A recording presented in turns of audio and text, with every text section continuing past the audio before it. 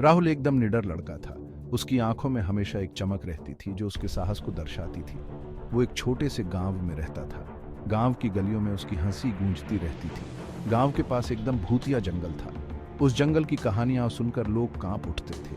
लोग उस जंगल से बहुत डरते थे। पर राहुल राहुल को डर का कोई एहसास नहीं था। राहुल तो हमेशा से उस जंगल में जाना चाहता था। उसे हमेशा से रोमांच की तलाश रहती थी। एक दिन राहुल ने सोच लिया कि आज वो जंगल जाएगा।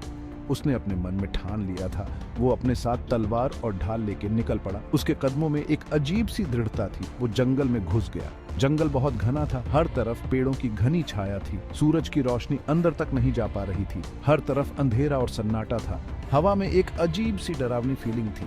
लेकिन राहुल के दिल में कोई डर नहीं था। वो आगे बढ़ता गया अपने साहस के बल पर। राहुल जंगल में आगे बढ़ता गया। उसके चारों ओर घने पेड़ और झाड़ियां थीं जिनसे रास्ता मुश्किल हो रहा था। हर कदम पर उसे ऐसा महसूस हो रहा था जैसे कोई उसे देख रहा हो।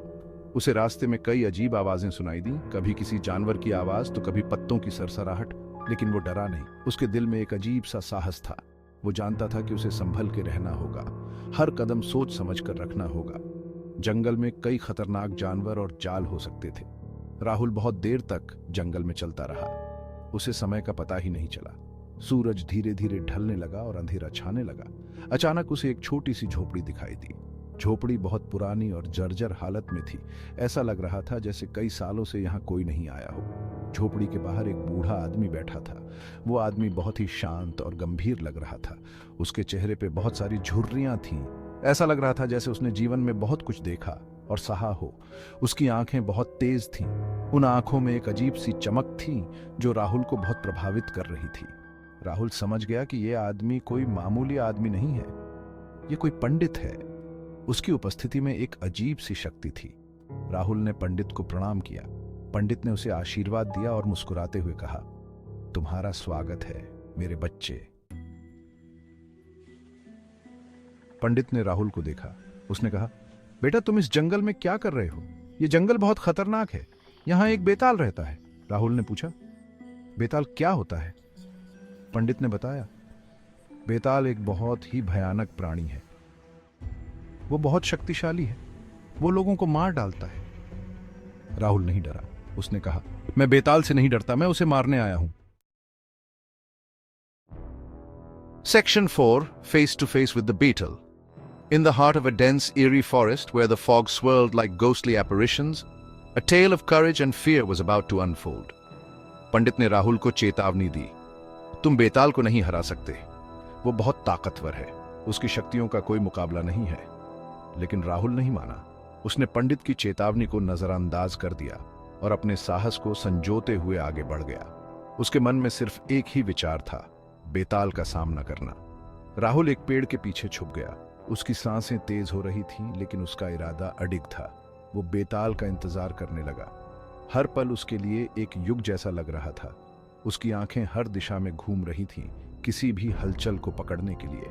थोड़ी देर बाद राहुल ने एक अजीब सी आवाज सुनी। उसकी धड़कनें तेज हो गईं। उसने अपने चारों ओर देखा, लेकिन कुछ दिखाई नहीं दिया। पेड़ की डालियां हिलने लगीं। हवा में एक अजीब सी गंध फैल गई। राहुल ने महसूस किया कि कुछ भयानक होने वाला है। एक भयानक प्राणी पेड़ के पीछे से निकला। उसकी आंखें लाल थीं जैसे आग की लपटें। उसकी उपस्थिति ने वातावरण को और भी डरावना बना दिया। उसके दांत बहुत बड़े बड़े थे। वो किसी भी इंसान को चीरने के लिए तैयार लग रहा था। राहुल समझ गया कि ये बेताल है।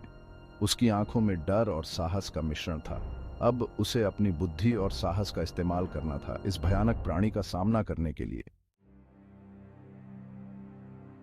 Section 5 the chess. बेताल ने राहुल को देखा। वो जोर से गरजा। राहुल ने अपनी तलवार निकाली। वो बेताल पर टूट पड़ा। बेताल बहुत ताकतवर था। उसने राहुल पर हमला किया। राहुल ने अपनी ढाल से खुद को बचाया। राहुल और बेताल में भयंकर युद्ध हुआ। राहुल बेताल को हरा नहीं पा रहा था। वो समझ गया कि उसे पंडित की मदद की जरूरत है। राहुल बेताल को पीछे छोड़कर भागा। बेताल उसका पीछा करने लगा। Section 6 trapping the battle.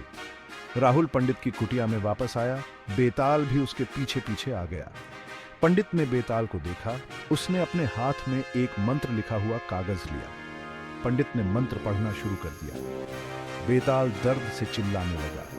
वो जमीन पर गिर पड़ा। पंडित ने राहुल से कहा, जल्दी करो, बेताल को इस पिंजरे में बंद कर दो। राहुल ने बेताल को पिंजरे में बंद कर दिया।